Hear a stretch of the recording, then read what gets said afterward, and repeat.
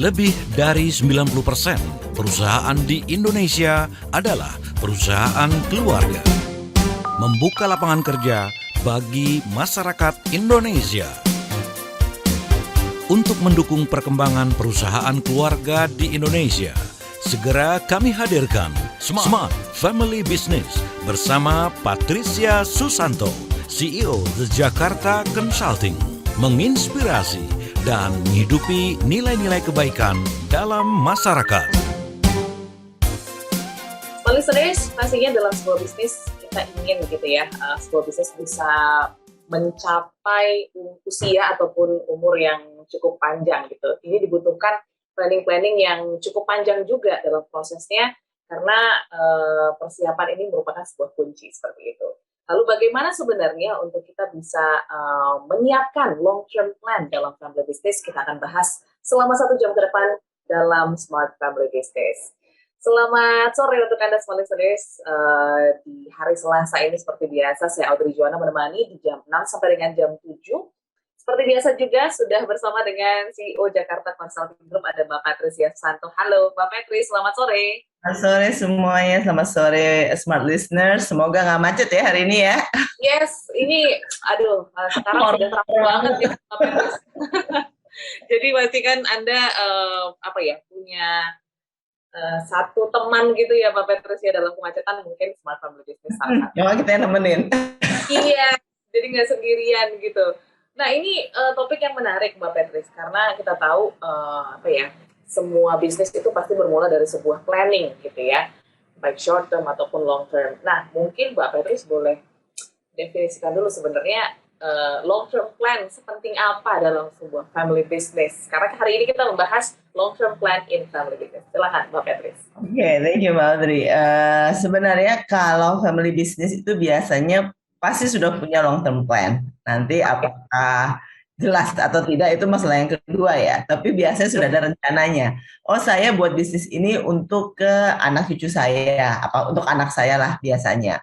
Contohnya gini, ada suami istri yang suaminya profesional nih, orang banker gitu kan.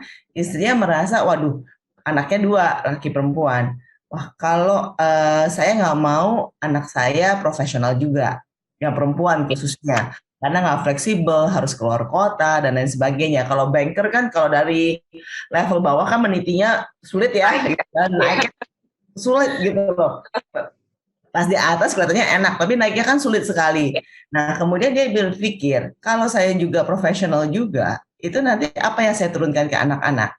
Jadi dia buat toko, gitu kan, toko fashion. Nah, toko fashion ini dia mengatakan, ini bisa buat yang perempuan, karena akan lebih fleksibel, waktunya bisa kita kontrol sendiri. Kenapa juga fashion? Ya karena anaknya suka fashion dan lain sebagainya ya. Itu pastinya. Tetapi yang menarik adalah pemikirannya dia adalah saya nggak mau dia jadi profesional. Karena kalau profesional itu nanti tersita waktunya untuk perusahaan. Tidak enough untuk keluarga. Nggak enough juga untuk nemenin orang tuanya. Jadi ada hidden agenda juga nih. Hanya perlu nggak ada yang nemenin. Iya. Dia membuat perusahaan ini dengan long term plan seperti itu. Dia akan berikan kepada anaknya karena dia merasa anaknya nggak cocok juga jadi profesional karena orang yang nggak disiplin dan lain sebagainya. Tapi pintar untuk kerja, untuk berhubungan, cari klien itu pintar. Nah itu yang dilakukan oleh keluarga ini. Jadinya dibalance antara yang profesional yang pasti dapat uang setiap bulanannya, gitu kan? Yang ini untuk tambahannya aja. Gitu. Belum tentu loh, bisa juga akhirnya sekarang setelah mereka berjalan sekitar 20-an tahun, perusahaannya memang penghasilannya lebih besar daripada daripada yang profesional.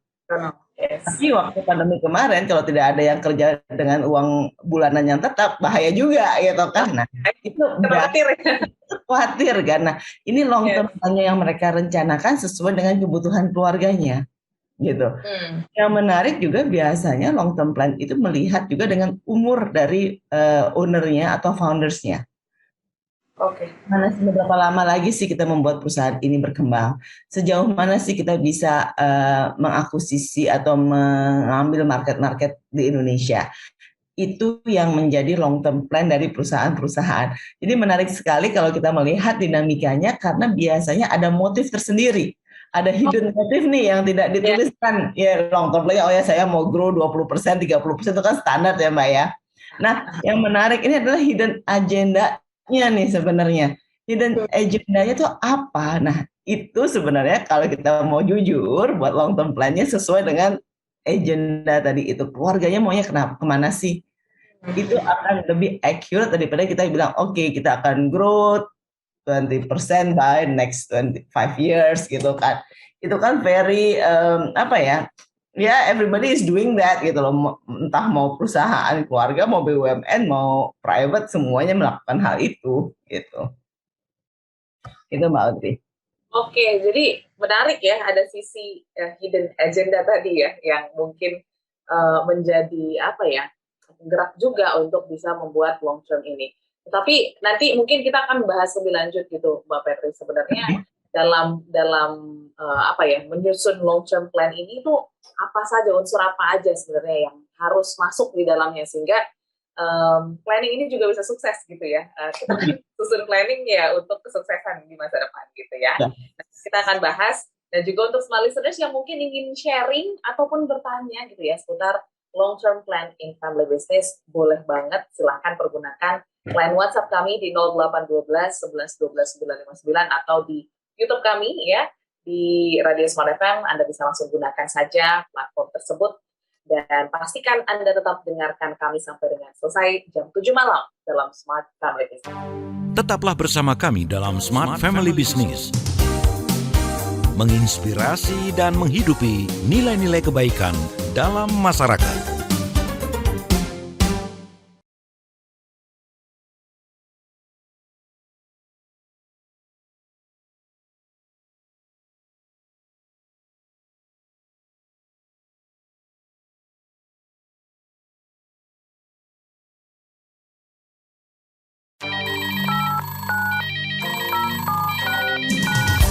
Kembali Anda ikuti Smart Family Business, menginspirasi dan menghidupi nilai-nilai kebaikan dalam masyarakat. Kembali semua listeners dalam Smart Family Business membahas tentang long term plan in family business ya.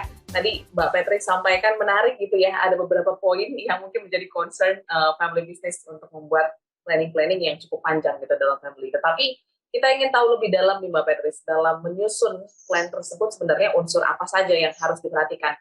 Needs-nya kah? Atau mungkin market-nya kah? Atau seperti apa Mbak Petris? Silakan. Jadi gini, kalau long term plans ini mungkin kan tadi saya bicarakan agak lebih generik ya Mbak Audrey ya. Entah untuk family business, untuk BUMN maupun untuk multinational company kurang lebih sama gitu ya. Nah, yang selalu kita katakan adalah kita melihat market, dan kemudian internal capabilities. Jadi market opportunity dan internal capabilities. Mungkin itu kalau disederhanakan yang kita bicarakan tentang SWOT beberapa waktu yang lalu.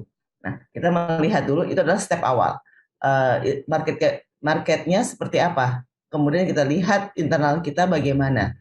Apakah kita mau masuk ke market tersebut? Kalau kita mau melihat marketnya sangat baik dan kita bisa masuk, strateginya apa saja? Yang harus diperhatikan itu biasanya adalah unsur-unsur investment dan resiko.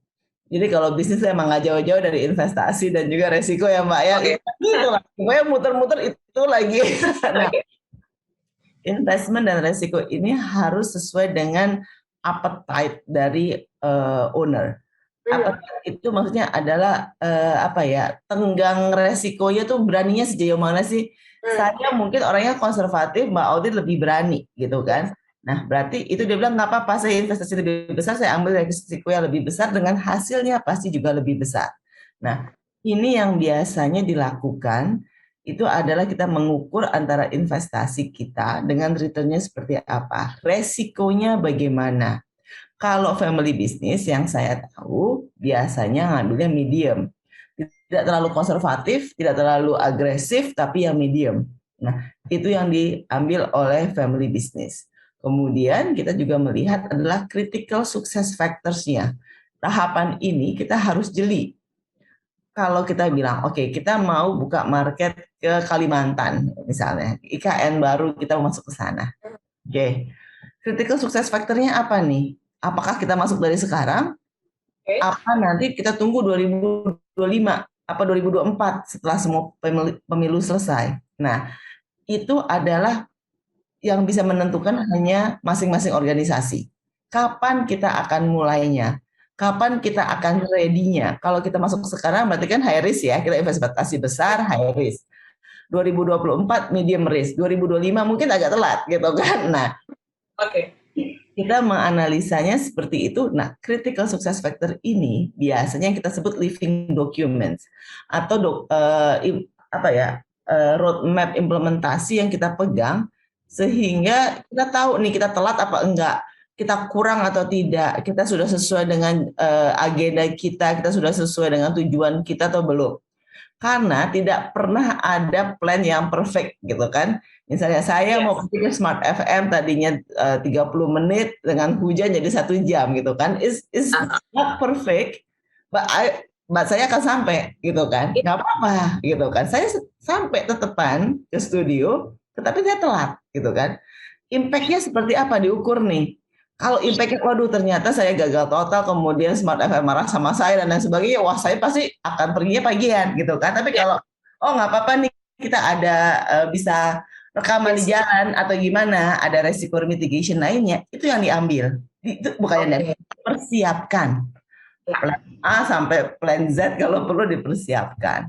Karena pasti akan ada yang itu wrong gitu kan. Jadi kalau smart listeners bilang kok kita buat rencana tapi nggak pernah dijalankan juga, ya ngapain? Terus kita ngapain meeting? Kita jalanin aja. Kalau sampai super, kalau nggak ya udahlah ya gitu kan. Nah itu sih Mbak. Jadi kadang-kadang kan kita merasa ya, kalau saya tahu nih stresnya teman-teman kalau bulan-bulan segini pada ikut meeting planning, tapi pas eksekusi semuanya nggak pernah ada yang tereksekusi. Nggak apa-apa, karena at least 80% kita sudah kalkulasikan. Nah, itu adalah hal-hal yang penting yang harus diperhatikan dalam long term planning untuk family business maupun untuk non family business. Adalah tadi itu, identifikasikan critical success factor-nya apa saja. Tanpa success factor ini kita akan lebih ngawang. Jadi kita harus tahu nih targetnya tahun depan Q1 itu kita harus punya full team. Berarti dari sekarang kita masih punya 6 bulan kan untuk ngejar ke Q1 2023. Kita harus sekarang ngerjarnya. Jangan di 2023 Januari baru dikerjakan. Jadi apa yang bisa dilakukan sekarang sehingga 2023 kita sudah bisa jalannya lebih tidak terlalu kritikal saja ya Mbak ya, bukan melewati lubang-lubang lagi, tapi lebih santai jalannya. Nah, hal-hal tersebut itu yang harus diidentifikasikan secara jujur oleh perusahaan-perusahaan. Oke, nah balik lagi nih Mbak Patrice, mungkin banyak yang bingung juga, long term plan ini sebenarnya ada nggak sih durasi tetapnya gitu? Misalnya setahun sudah bisa kita katakan long term plan gitu ya, atau mungkin ada definisi tersendiri gitu dari setiap perusahaan. Gimana tuh Mbak Patrice? Ada definisinya sendiri-sendiri tergantung namanya perusahaan ya Mbak ya. Kalau startup setahun 2 tahun itu udah long term plan gitu kan. Kan baru mulai. Jadi mereka mungkin punya milestone-nya adalah bulanan. Kalau sudah berpuluh-puluh tahun, 20 tahun, 30 tahun, kita bicaranya adalah 5 tahunan. Long term itu 5 tahunan. Repelita lah Mbak, gitu kan. Tapi sekarang kita sudah bilang kalau long term plan itu 3 tahun tuh long term. 3 tahun tuh sudah long term. Dulu tuh kita bicara 5 tahun, 3 sama 1 gitu kan. Jadinya biasanya 5 itu kita terlalu ngambang ya. Kita cuma tahu mau kemana. 3 itu lebih visible karena kita masih bisa memprediksikan gitu kan. Kemudian 1 itu yang menjadi action plan kita. Jadi dari long term plan strategi panjang gitu ya Mbak ya. Misalnya kita paling gampang tuh mengutarakan kita mau pergi ke Amerika gitu kan. Itu long term plan-nya kita mau ke Amerika. Short term plan-nya kita harus transit ke Jepang dulu gitu kan. Nah Kemudian kita itu medium plan-nya ya Mbak ya. Short term-nya kita harus sampai ke bandara dulu. Itu baru kita bicara tuh untuk sampai ke bandara, beli tiket, beli visa, buat visa dan lain sebagainya itu berapa, apa saja yang harus dilakukan, yang dipersiapkan. Nah, itu yang kita runtutkan dahulu, baru sampailah kita ke Amerika. Oke. Nah, di Amerika kita mau ngapain? Kita mau liburan, kita mau jalan-jalan, mau kemana aja, berapa hari, cost-nya berapa. Itu yang akan dilakukan di short term plan. Karena di Amerika itu nanti tuh udah nanti gitu loh Mbak. Jadi itu mesti jauh. 5 tahun tuh jauh sekali kalau kita bicara memprediksi.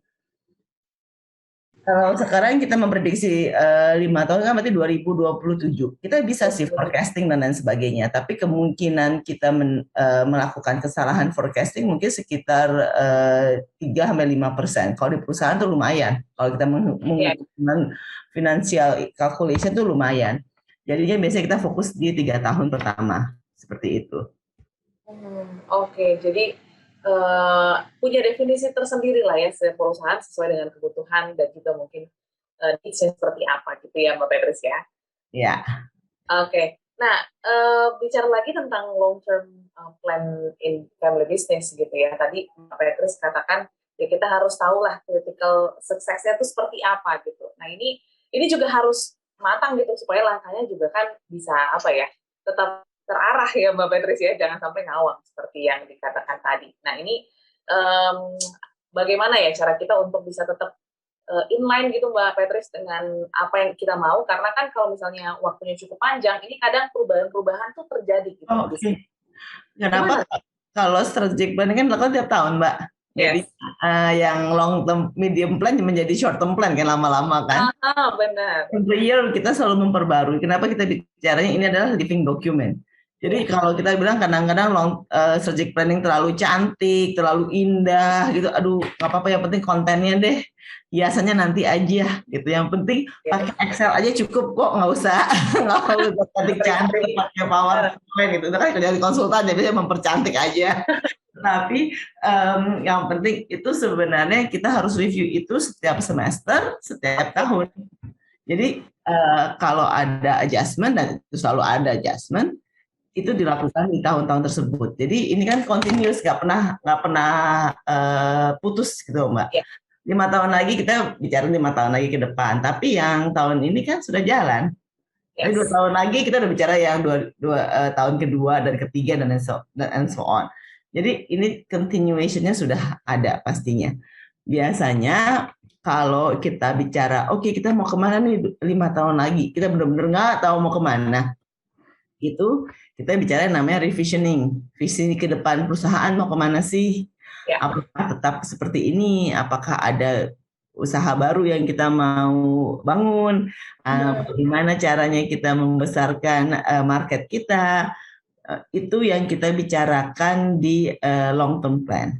Misalnya saya nggak punya, kita distribusi, tapi kita punya nih banyak gudang-gudang anggur, kita buat properti yuk. Nah, itu maksudnya ke long term plan.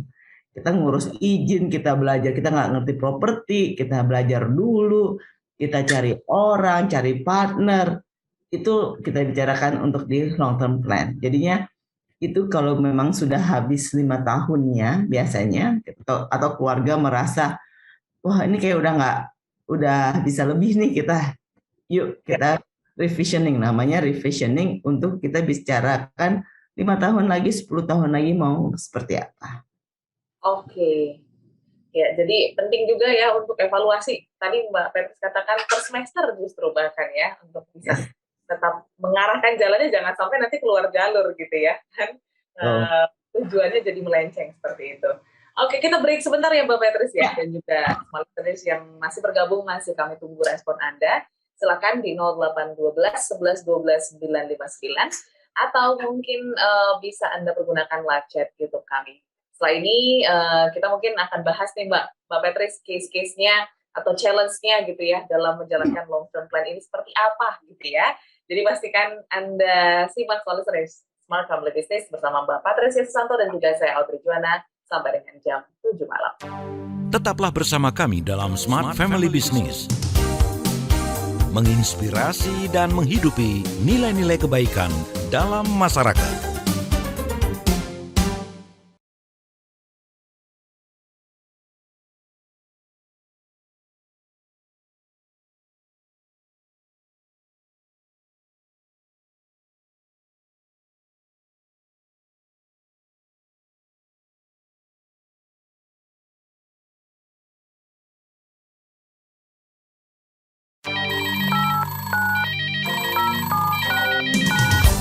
Kembali Anda ikuti Smart Family Business, menginspirasi dan menghidupi nilai-nilai kebaikan dalam masyarakat. Listeners, kembali kami sapa untuk Anda yang ada di Makassar, Manado, Balikpapan, Banjarmasin, Medan, Pekanbaru, Palembang, Surabaya, Yogyakarta, Jakarta, ataupun mungkin kota-kota lain yang sedang mendengarkan kami. Selamat sore, sedang Anda simak perbincangan menarik ya, tentang long-term plan in family business. Pastinya dalam mencapai sebuah tujuan ini butuh proses yang cukup panjang, ada challenge-challenge juga yang mungkin menjadi tantangan untuk bisa mencapai kesuksesan dalam long-term plan ini ya Mbak Petris. Mungkin ada case-case yang unik juga yang ditemui oleh Mbak Petris sebenarnya challenge terbesar dalam menjalankan long-term plan ini apa nih Mbak Petris, silakan. Challenge terbesar Mbak kalau dari pengalaman saya sih mungkin adalah menerima bahwa long term plan kita salah. Oke. Bisa salah berarti ya Mbak ya? Bisa banget. Jadinya kita kadang-kadang mengatakan long term plan kita 5 tahun lagi mau jadi, kalau tadi meneruskan gitu ya, menjadi selain perusahaan distribusi kita mau jadi juga punya perusahaan properti gitu kan, karena properti kita banyak gitu kan. Udah nih kita planning kita menjadi properti dan lain sebagainya. Pas tahun pertama izin kok susah, ini semua susah. Kok salah ya? Iya. Mengadmit itu salah, itu sulit sebenarnya ya, mengatakan oke, kepada keluarga kita bilang sepakat, yuk kita jangan jadi perusahaan properti ya, ternyata kita nggak mampu gitu, apa kita tanah yang kita pikir ada di prime location ternyata nggak laku gitu. Nah itu yang paling berat sebenarnya, mengatakan bahwa oke kita salah nih. Ternyata yang kita pikirkan, yang kita prediksikan itu tidak sesuai dengan kenyataan, atau tidak sesuai dengan kemampuan kita, gitu kan? Nah, itu banyak yang susah sekali admit seperti itu. Jadinya dipaksakan. Sedangkan kita juga punya banyak kasus, kebanyakan perusahaan keluarga itu punya properti Mbak. Jadinya banyak properti nganggur lah. Jadinya saya banyak properti gitu ya. Jadi banyak nih keluarga nih saking banyaknya aset, banyak nih aset-aset properti nganggur nih, yang kemudian larinya ke masalah properti. Nah, tinggal kita mau ngakunya salahnya kapan. Biasanya kalau udah 5 tahun belum jadi baru ya udah deh salah deh nggak apa-apa. Tapi apa? Karena kalau properti kan value-nya nggak akan turun ya. Udah disimpan aja. Ya memang rugi-rugi dikit, udah buang uang konsultasi, udah buang uang untuk ngukur tanah dan lain sebagainya, biasanya udah ada izin-izinnya. Nah, tapi nggak apa-apa. Itu biasanya yang paling sulit adalah ngaku salahnya. Kemudian bagaimana kita mendapatkan kesepakatan lagi. Propertinya nggak bisa jadi rumah, bisa jadi gudang gitu kan, atau maaf aja ya ternyata nggak bisa jadi apa-apa, kalau mau ditanemin aja gitu kan. Kalau dijual nggak laku, jadi berubahlah jadi wisata gitu, atau jadi lahan perkebunan pertanian. Nah itu sebenarnya bisa dilakukan. Banyak yang mengatakan udah jual aja. Nah itu sebenarnya not a bad strategi juga ya, katakan udah kita jual aja tanahnya, asetnya kita hasilnya kita enjoy bersama. Sulitnya adalah kalau sudah salah satu kali dan ini cukup besar konsekuensinya. Kita udah mikir ya Mbak ya, kalau dia punya properti berapa nih uang dan sebagainya. Dihitung-hitung ya. Udah dihitung itu nggak jadi, nah kecewa deh. Itu biasanya sulit adalah mendapatkan kepercayaannya lagi. Dipertanyakan waktu strategic planning berikutnya, dipertanyakan bener nggak, bisa nggak, nah lebih skrutininya lebih tinggi lagi. Itu yang biasanya menjadi challenge utama di perusahaan keluarga sih Mbak. Kalau kita lihat, kalau di perusahaan BUMN lebih mudah ya, orangnya mungkin biasanya udah 5 tahun, ya udahlah mungkin udah nggak ada gitu kan, dari rotasi gitu kan, misalnya kalau udah dari rotasi atau Sudah lupa. ya udah move on gitu kan, lebih gampang move on-nya. Di perusahaan keluarga lebih sulit move on-nya. Nah, ini sebenarnya yang menarik adalah it's okay loh to be wrong, you don't have to be right every time. Karena bisnis kan memang trial and error ya, Mbak ya. Yes. Kadang-kadang kita jualannya mau jualannya teh, yang laku kopi, ya dijual juga kan kopinya, gitu kan. Jadi apapun yang laku itu yang kita jual, ya nggak apa-apa, it's okay. Tapi harus ada keberanian mengatakan, oke, ini salah nih, kita rombak yuk. Yang benarnya di mana ya? Gitu. Jadi pernah nih Mbak satu kasus. Oke. Satu kasus kita di satu perusahaan yang jasa yang security, kebetulan security untuk IT security. Oke. Target marketnya adalah financial institution, gitu kan. Mereka mengatakan, oke, financial institution, kita geber di financial institution. Pokoknya marketingnya semuanya fokusnya hanya di financial institution. Tapi yang beli ternyata kok orang hotel, orang resort mau beli. Terus kita juga bingung, kenapa mereka mau beli? Sedangkan kita nawarin aja enggak, mereka datang sendiri. Oke. Kadang-kadang kan ini out of the blue kan, mereka datang sendiri, kita nawarin enggak, yang di sini kita genjot mati-matian, kok aku. Yang di sini dia datang sendiri, tapi value-nya juga lumayan ya, diambil aja kan pasti. Nah, setelah kita lihat, oh ternyata ada beberapa hal yang mereka kayak untuk money exchange-nya itu mereka nggak punya. Nah, exchange-nya yang di resort-resort itu ternyata perlu dan belum ada yang serve that services. Mereka perlu, jadi mereka memang nyari gitu kan. Nah, ini yang mereka minta untuk di set up IT-nya. Jadi kalau ada money changer-nya, kan di hotel-hotel selalu ada money changer ya Mbak ya. Nah, bagaimana? Nah, ini kita yang merasa, oh kita nggak kepikiran, kliennya datang sendiri. Ya nggak apa-apa juga kan, terima kan. Financial sudah 5 tahun, 10 tahun nggak laku-laku. Karena mereka mengatakan ini biasa, kita udah punya lebih canggih. Sedangkan kita PD-nya untuk di financial institution tadinya. Nggak apa-apa. Kemudian kita bilang, oh berarti kita small scale. Kita nggak go to big scale, kita go to small scale untuk yang kecil-kecil. So jadi berubah. Jadinya memang itu adalah bagaimana kalau perusahaan kita bicara strategic planning long term, tapi harus juga dikombinasi dengan agility gitu kan. Kenapa sih tagline-nya kemarin kan agility. Basically kata lain yang ada apa ya lu ambil lah gitu kan. Jadinya kita adaptasinya lebih cepat. Ya kalau kita memang harus keluar dari plan kita ya nggak apa-apa. Tapi kita bisa mendapatkan sustainability dari perusahaan. Seperti itu sih Mbak. Jadi banyak sekali yang kita rencanakan ternyata nggak tercapai. Tapi karena rencana tersebut at least gitu kan, orang-orang tahu. Kenapa orang itu tahu? Orang research-nya tahu. Kita tanya ini kan, kenapa kamu tahu? Karena kita tahu nggak ada yang buat produk ini untuk hotel, untuk resort, tapi adanya untuk di financial institution. Kita cari supplier financial institution. Jadinya, oh bener nih, ada yang pasti ada benernya, nggak mungkin 100% salah. 50% ada benernya di strategic planningnya. Itu yang mereka cari, kenapa mereka actively mencari, kita actively menjual ke tempat yang lain kan. Tapi ada titik temu. Nah, titik temunya ini yang mendapatkan klien, akhirnya mendapatkan klien gitu. Oke, berarti ini kalau misalnya case seperti ini kan kita nggak punya persiapan mungkin untuk untuk ya fokusnya ke resort tadi, misalnya case seperti itu ya Mbak Patrice ya. Ini harus langsung berubahkah atau mungkin harus di rearrange lagi gitu dalam prosesnya kalau misalnya memang apa yang kita tuju itu agak melenceng sedikit tapi tetap menguntungkan gitu Mbak Patrice? Itu biasanya kalau pengusaha cepet adaptasinya, bisa diajarin langsung cepet. Tikungannya cepet deh mereka. Ada yang mau langsung ya.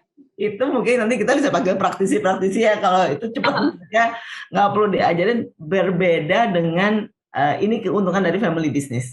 Yes. adaptasinya luar biasa cepatnya sehingga waktu ada opportunity apa mereka langsung ngambil gitu lebih cepat. Betul. Jadi kemauan kerja kerasnya itu dan juga kepepetnya ya Mbak ya, kita kepepet ini luar biasa kan, membuat orang termotivasi ya.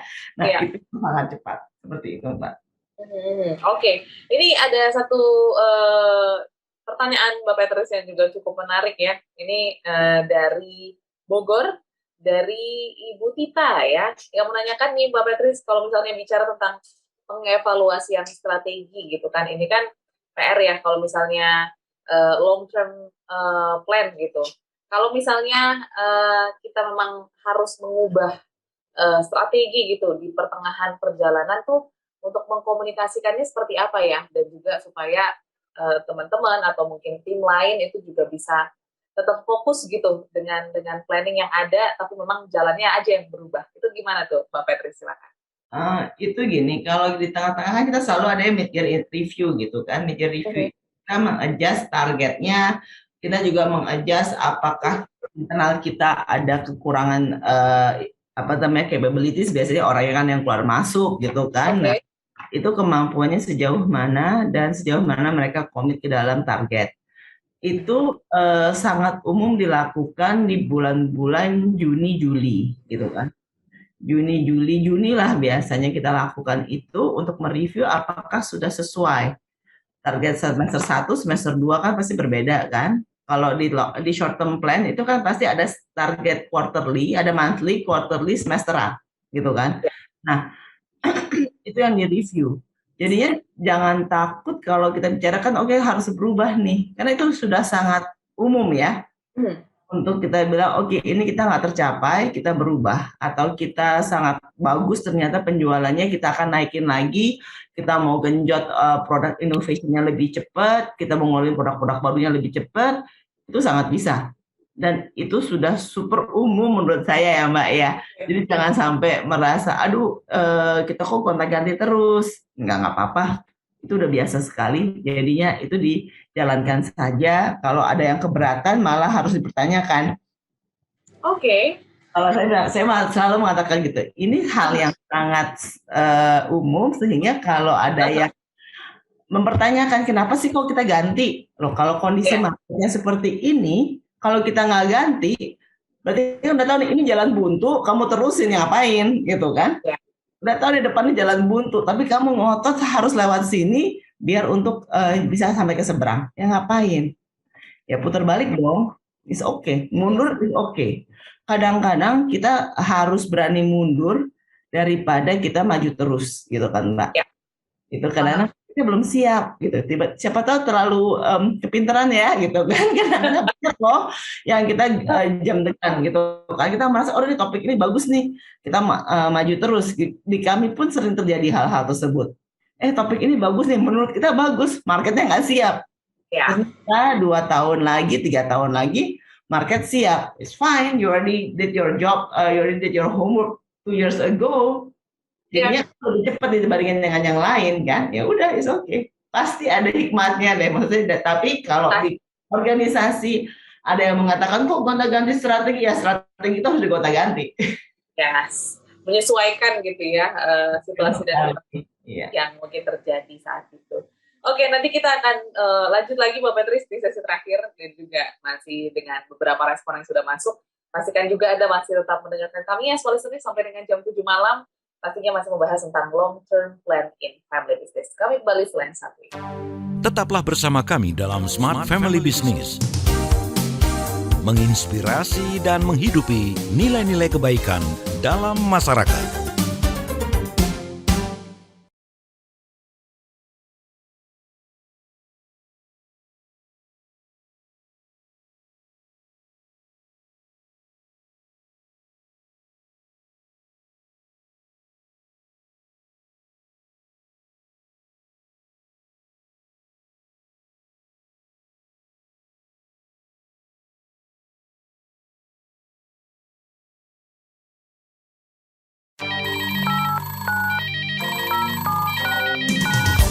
Kembali Anda ikuti Smart Family Business, menginspirasi dan menghidupi nilai-nilai kebaikan dalam masyarakat.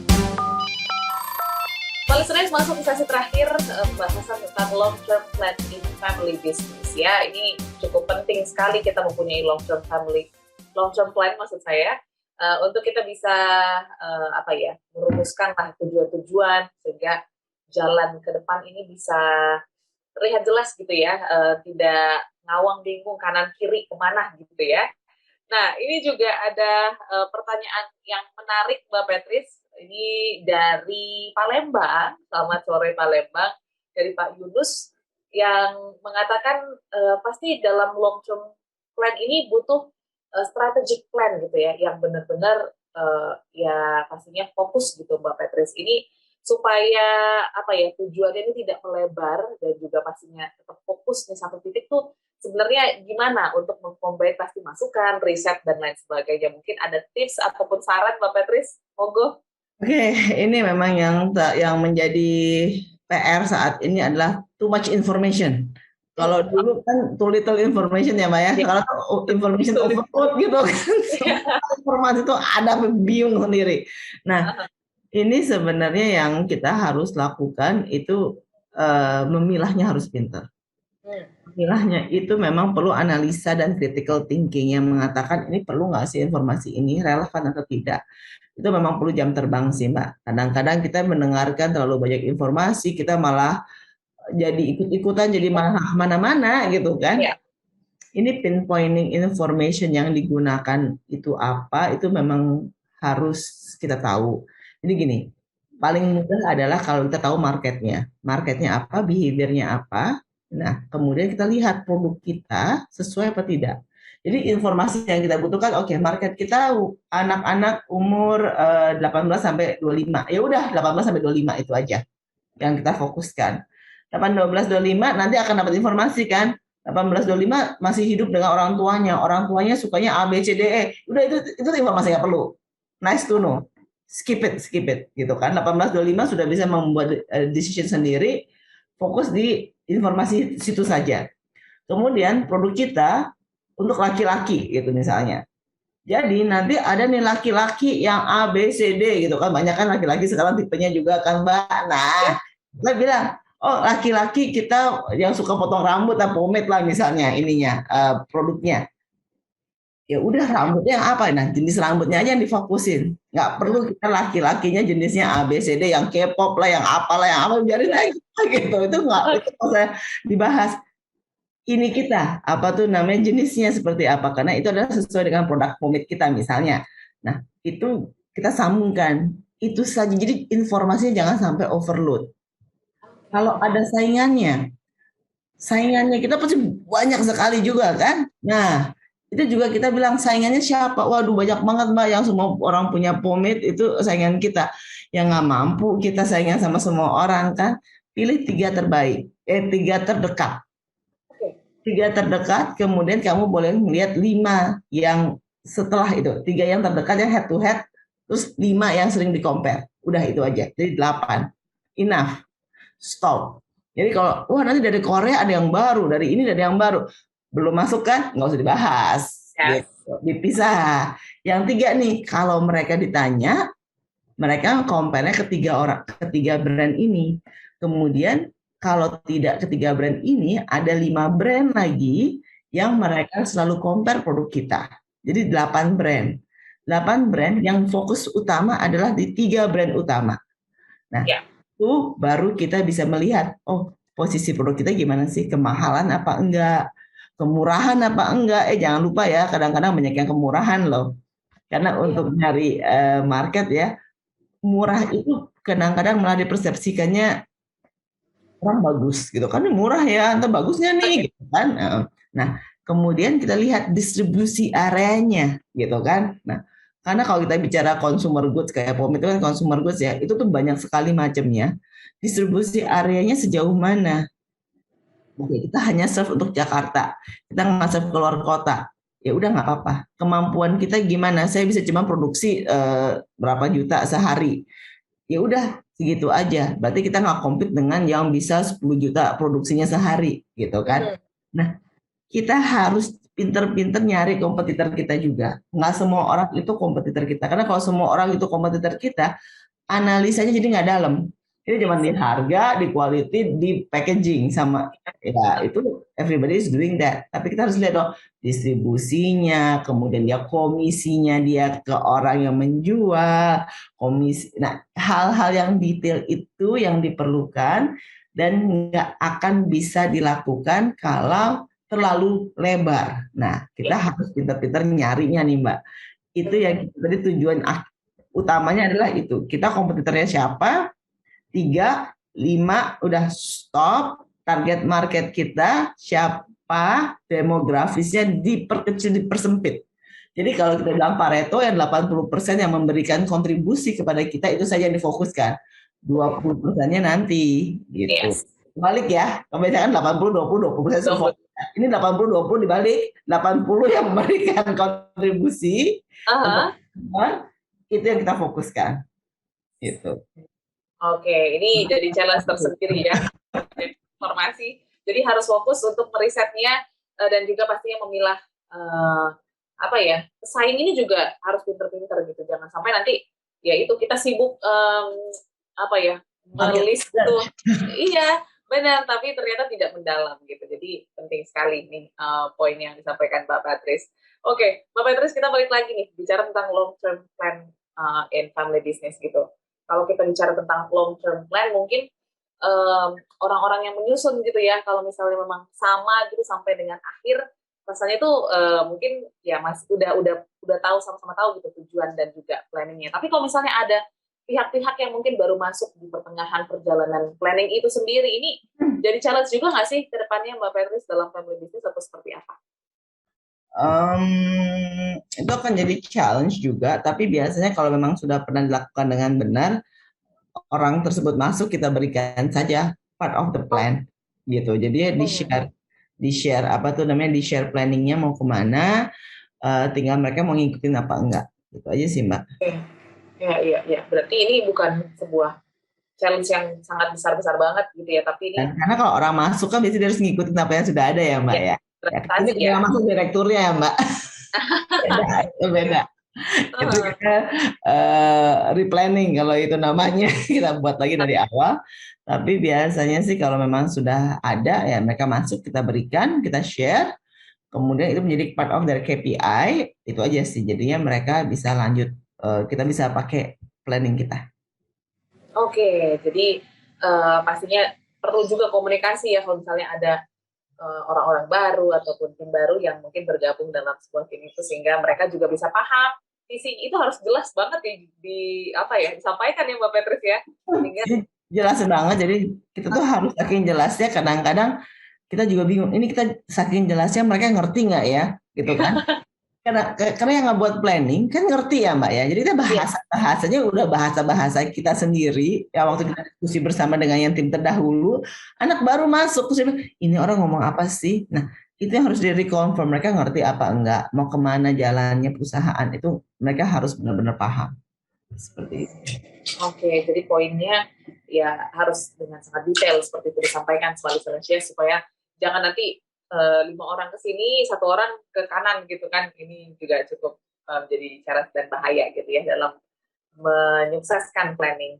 Oke, Mbak Patrice, rasanya waktu kita sudah hampir habis gitu ya, tetapi ini menjadi momen yang penting banget karena ini kan sudah akhir-akhir tahun, mungkin juga pada ingin menyusun strategi ke depan gitu ya, long term plan, apalagi ini sekarang masanya masih pemulihan ekonomi yang kita tahu juga masih fluktuatif ya Mbak Patrice ya. Ya. Apa yang harus diingatkan, poin-poin apa yang mungkin bisa menjadi salah satu faktor lah dalam kesuksesan realisasi long term plan? Silakan Mbak Patrice. Jadi itu Mbak, yang penting adalah ketika sukses faktornya diperhatikan gitu kan. Kemudian milestone itu kalau saya sih biasanya minta para owners itu kita buatkan event. Jadinya jelas kita sudah sampai ke event-event tertentu, itu ada perayaannya. Dan itu harus di marking sehingga semua orang di organisasi tahu, oh kita maju loh, bukan begini-begini aja. Kita maju lagi loh selangkah lagi, kita maju lagi loh selangkah. Nah, itu yang membuat kita ada event yang jelas, bukan jelas, event yang berbeda yang menunjukkan bahwa kita sudah maju, Nah, itu membuat orang juga lebih semangat kalau gitu. Oh, kita maju kok, kita nggak gini-gini aja. kita maju terus gitu. Itu Mbak Audrey, mungkin kalau dari saya seperti itu. Jadi kalau long term plan itu jangan takut, pokoknya kalau salah is okay, karena no plan is perfect gitu kan. Dan kemudian ke depannya adalah yang penting tadi itu, internal kapabilitas kita juga harus sesuai dengan market, keperluan market. Kalau tidak sesuai, itu biasanya akan ada misalignment. Itu yang kita perhatikan juga. Seperti itu Mbak. Jadi penting sekali juga untuk melakukan evaluasi. Jangan takut juga kalau misalnya planningnya harus berubah ya Mbak Petrus, karena situasi yang sangat ini, ya kita harus agile lah seperti itu dengan perubahan-perubahan ataupun situasi dan kondisi yang ada di sekitar kita. So semangat untuk Anda yang mungkin ingin menyusun long term plan, semoga sukses dan juga prosesnya bisa berjalan dengan lancar. Thank you Mbak Petrus, insight-nya hari ini. Kita ketemu minggu depan ya, dengan topik-topik menarik. Begitu juga semua listeners yang sudah merespon, terima kasih. Mohon maaf jika ada beberapa respon yang belum terbaca. Semoga next time kita bisa sharing kembali dalam Smart Family Business. Kami pamit semua listeners, saya Audrey Juwana. Saya Patricia Susanto. Kami pamit semua listeners, selamat sore dan sampai jumpa. Baru saja Anda simak Smart Family Business bersama Patricia Susanto, CEO The Jakarta Consulting, menginspirasi dan menghidupi nilai-nilai kebaikan dalam masyarakat. Terima kasih dan sampai jumpa.